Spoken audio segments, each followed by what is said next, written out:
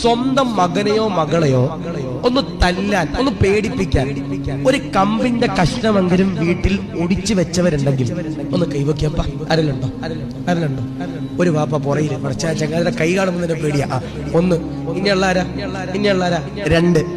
ഇനി ആരാ? മൂന്ന്. ഇനി ആരാ? ഇനി ഉണ്ടാ? അല്ലാഹീമ നൽകുമാറാവട്ടെ.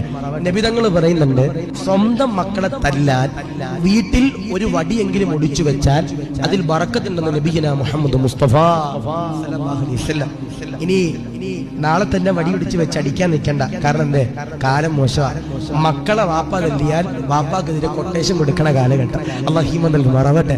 അള്ളാഹു കാത്തിരക്ഷിക്കുമാറാവട്ടെ. എന്നോടൊരു സഹോദരൻ ടിപ്പർ ലോറി ഓടിക്കുന്ന ചങ്ങാതിയാ. 28 വയസ്സുള്ളൂ. ഇവൻ എന്നോട് റൂമിൽ വന്നിട്ട് പറയും, ഉസ്താദേ, ഞാൻ എന്റെ വാപ്പാനോട് മിണ്ടിയിട്ട് 8 കൊല്ലമായി ഉസ്താദേ. വാപ്പ അങ്ങനെ എന്റെ ടിപ്പർ ലോറിയുടെ മുമ്പിൽ ചാടിയ ഞാൻ ചിലപ്പോ ബ്രേക്ക് ഔട്ടൂൽ ഉസ്താദേ.